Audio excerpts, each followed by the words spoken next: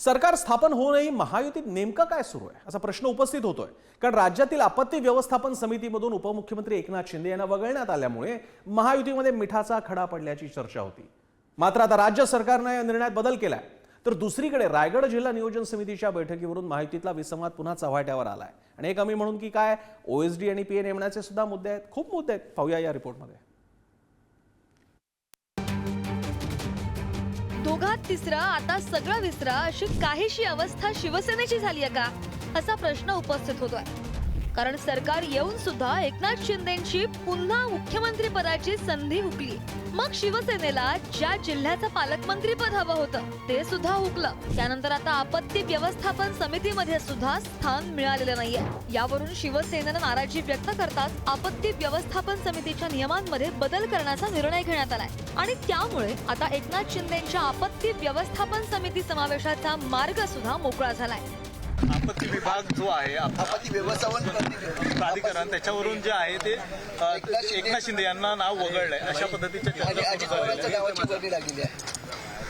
कसं होणार आहे, काय कोण कसं वगळणार आहे, काहीतरी तुम्ही नवीन नवीन बातम्या तयार करता। नाही, मला काही माहित नाही कधी आपत्ती व्यवस्थापन झालंय, आपत्ती कधी समिती झाली मला माहित नाही।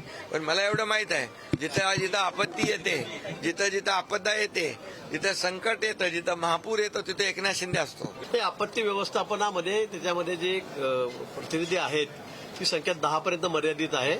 आणि त्यामध्ये मग आता मुख्यमंत्री आणि 2 उपमुख्यमंत्री यांचा समावेश त्यामध्ये करण्यात आलेला आहे। पूर्वी एकच मुख्यमंत्री होते, आता आपल्याकडे 2 उपमुख्यमंत्री आहेत आणि म्हणून माननीय शिंदेसाहेब आणि माननीय दादा यांचा समावेश त्यामध्ये करण्यात आलेला आहे। राज्याचे मुख्यमंत्री आपत्ती व्यवस्थापन समितीचे अध्यक्ष असतात। त्यानुसार या समितीच्या अध्यक्षपदाची सूत्र देवेंद्र फडणवीस यांच्याकडे आली आहेत। नव्या समितीमध्ये उपमुख्यमंत्री अजित पवार यांच्यासह 10 मंत्र्यांचा समावेश करण्यात आला होता। परंतु एकनाथ शिंदे यांना या समितीमध्ये स्थान मिळालं नव्हतं। या कारणावरून महायुतीमध्ये वितुष्ट निर्माण होऊ शकतं अशी चर्चा होती।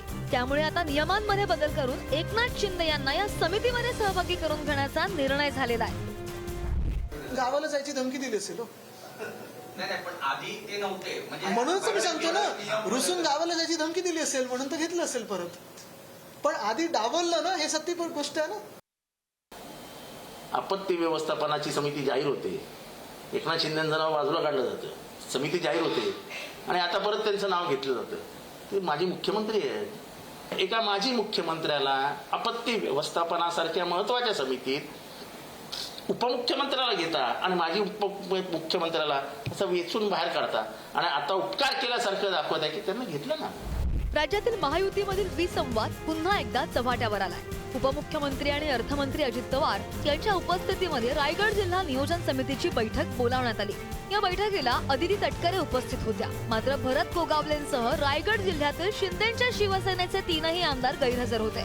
दरम्यान या बैठकी संदर्भात आपल्याला निमंत्रणच नसल्याची माहिती थोरवे आणि दळवींनी दिली। तर नाशिक आणि रायगड जिल्ह्याला पालकमंत्री पद नसल्यानं केवळ मंत्र्यांना निमंत्रण दिल्याची माहिती अजित पवारांच्या कार्यालयानं दिली आहे। आम्ही जनतेने आम्हाला निवडून दिलेले आहे, मग आमचे प्रश्न सोडवण्यासाठी आम्हाला त्या ठिकाणी बोलवायला हवं होतं असं आमचं मत आहे। परंतु माझ्या मते रायगड जिल्ह्यामध्ये जे काही आता राजकारण सुरू आहे हे जाणीवपूर्वक शिवसेनेच्या आमदारांना डावललं जाते की अशी परिस्थिती आज निर्माण झालेली आहे। दोन्ही मंत्री म्हणजे आपले गोगावले साहेब आणि अदिती तटकरे यांनाच बोलवलेलं होतं। त्याला पालक सचिव असतात, त्याला जिल्हाधिकारी असतात, त्याला मुख्य कार्यकारी अधिकारी असतात, त्याला DPO असतो। काही बघायचं नाही, काही नाही, बातम्या सुरू करायच्या। ही मीटिंग ही DPCची जिल्ह्याचा वार्षिक आराखडा बनवण्याची मीटिंग होती। महायुतीमध्ये विसंवाद असतानाच आता शिंदे सरकारच्या काळातील लोकप्रिय योजनांना कात्री लागण्याची शक्यता आहे।